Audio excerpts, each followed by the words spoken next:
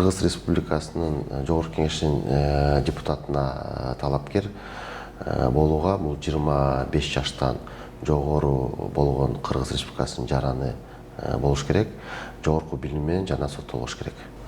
Аралаш система бул шайлоо системасынын пропорционалдык жана мажоритарлык системага чогуу колдонгондо ошондо аралаш система деп эсептелет.